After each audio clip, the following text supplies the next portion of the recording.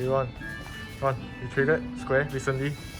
Wow, Square has been like the hottest stock for now. Like it's been can you see this? Square has been like the hottest stock. Like recently, you can see the stock rose from $40 and to $129 as of yesterday. So it's like one of the hottest stock at the moment. And it was so easy to spot Square.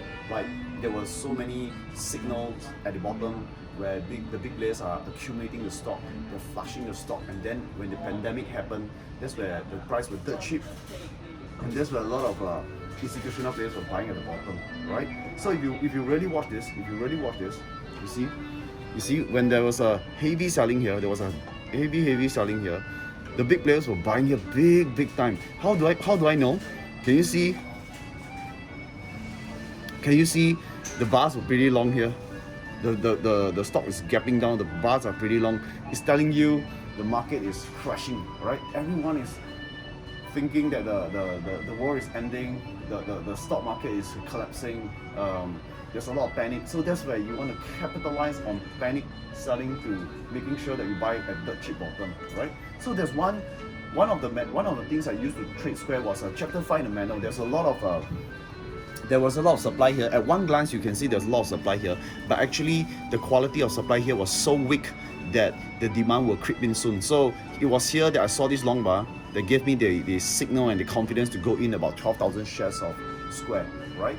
So I love after reading my manual for so many times, read and reread. I think the one thing that allows me to keep having that confidence is when I reread, I try. When I reread, I try and I try and I try until I get the hang of trading big positions, right? So yeah, so now I will just share with you. This is the most important chapter, checking the supply demand zones, how to check supply demand, where you want to know how to see buyers and sellers fighting with each other. So you want to buy on the side of the winner. That means if the sellers are more, you're looking to short. When the buyers are more, you're looking to buy, right? So that's how I traded Square, using this top 1 strategy, my manual, looking at the panic sell down, looking at the long bar, looking when everyone is selling, looking at the demand zone, and checking the quality of the supply, whether it's weak or strong. Okay, so do you think that you saw that a lot of people are panic selling? So what do you think are the institutional buyers doing? I think the institutional buyers are finding that the price are quite cheap, so they scoop up shares and they wanted to move the stock big time. And of course, I use one more strategy, which is also written in manual. That is watching the top 30 volume, right? Which I mentioned in my last video. The top 30 volume is extremely important because Square was there in the top 30 volume and it was flashing. It was calling for people to buy. It was flashing buy. And that's where I saw big time there and I scoop up that big time. So that's the signal that I was so confident to hit the button, to hit the buy button, to be honest to you. And of course, pass me. And of course, beside this chapter itself, I think